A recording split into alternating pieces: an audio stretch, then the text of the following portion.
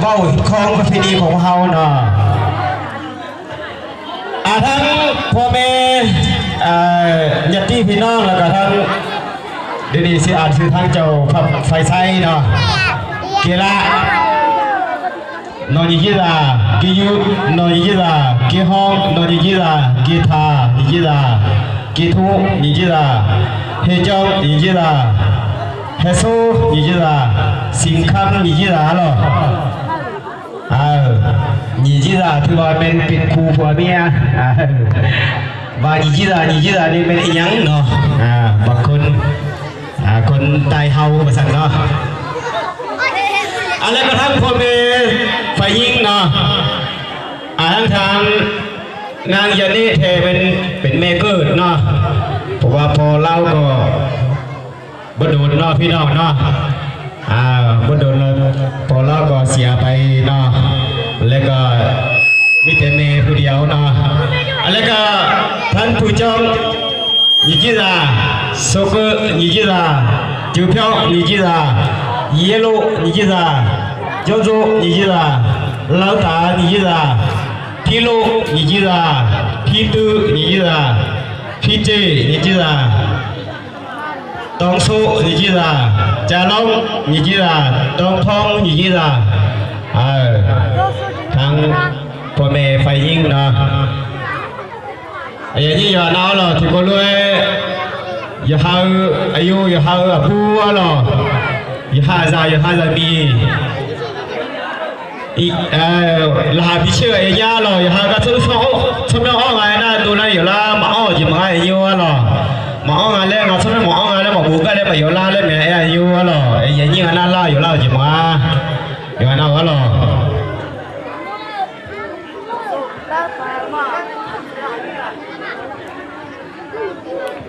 อย่าหาชื่อแล้วมาชื่อแล้วไม่ครับผู้คนแทงยาเลยอย่างนี้หรอ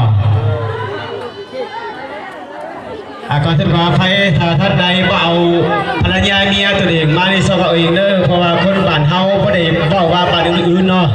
คนเผ่าอาคาเฮานี่แต่ว่าบ่ได้บอกทั่วโลกเนาะพี่น้องเนาะเฉพาะบ้านเฮาส่วนหลายไปใส่มาใส่ไม่ใช่คิ้วผัวเนอะพี่น้องเนอะคิ้วเมียเนี่ยผมมีจ้าเถื่อแล้วก็คิ้วน้ำกันกับพวกนี้จะเถื่อย้ำเราให้กับคิ้วผัวย้ำเรากับคิ้วผัวตลอดนะก็คือมื้อนี้แหละเนาะบางคนเกิดประเดี๋ยวเมียมาเมียประเดี๋ยวข้าวลูกเต่าข้าวอ้อนนะอยู่ตัวเปล่าละล่าบางคนเกิดเมียเด็กยังไม่ยืนเบิ้งอยู่นอกก็มี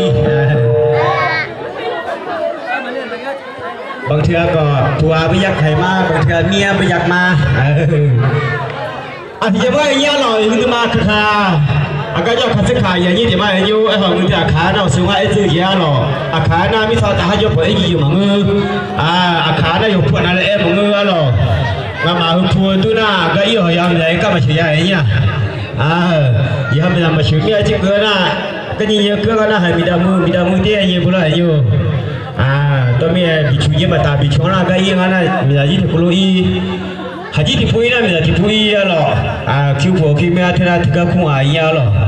น่ะมีแต่จีที่คุลุคิวที่คุลุสาระน่ะสาระหัวที่เย่พยังอายุลักคุจิกันน่ะอย่างนี้หรออย่างนั้นมีบ่ทั้ง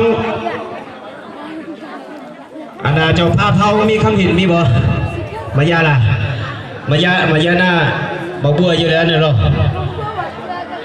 มีเนี่ยผู้ว่าบ่มีตาว่ามี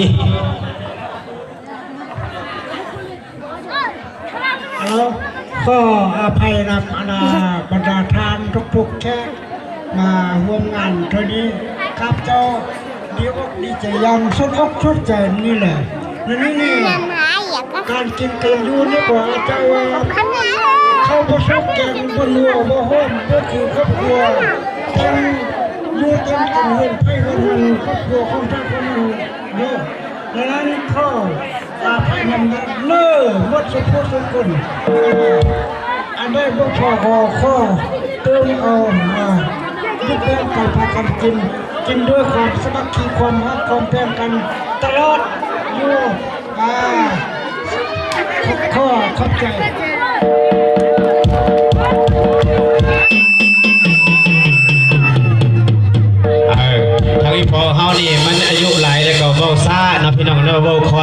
คอยเลยบางคนไม่ได้ยินเนาะทางไอ้พวกพื้นบาบรรดาธรรมดาเขกทุกท่านเนาะที่ได้มาร่วมงานนี่ก็ดีบกดีใจอันอยู่อันกินอาหารการกินบ่เสพบ่นัวก็ขอโทษขออภัยไปสิเนาะบ่ย่อๆเอาดูรอโนพาไปเที่ยวเราผู้อายุผ่านไปที่มีตัวแย่ผู้นั้นมีตัวเราหรอผู้พาพยานามันมีตัวเราแล้วหรออย่าให้อย่าให้เราพูดด้วยหรอ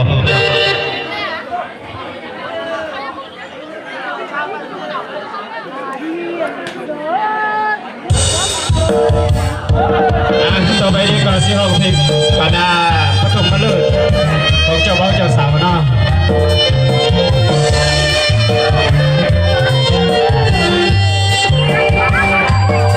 เงี้ยได้เงี้ยหรอ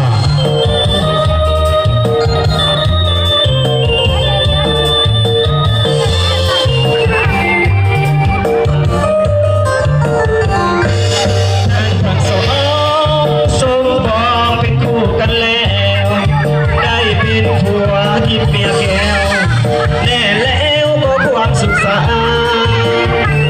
หวังวัดสีนี้จิตใจไว้อกเดียวกันตั้งก็สถานมันไปฝันถึงวันนิรันดร์พ่อแม่อย่างนี้กะทิก็ถึงสงสารช่วยเป็นพลานให้สมดังปรารถนาให้คู่สมรสปรารถนาพี่น้องคนคุ้มตัวนาต่างก็มาให้อวยพรใส่จงความหักให้ยืนยาวมันอย่าแปรผันสู่วันที่เท่าลงไปสับขอจุงเรื่องน้องหลากหลายแต่จงเป็นลูกอีสานให้เดินด้วยปฏิภาณชาติทั้งสอ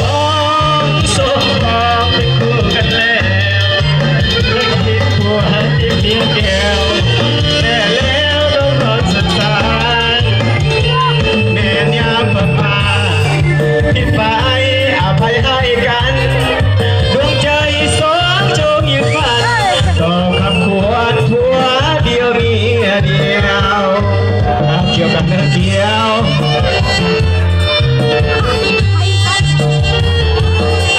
อย่างเงี้ยหรออย่าหน้าจิโกเลยอย่าจิโกเลยละโมเดลอย่างเงี้ยหรอ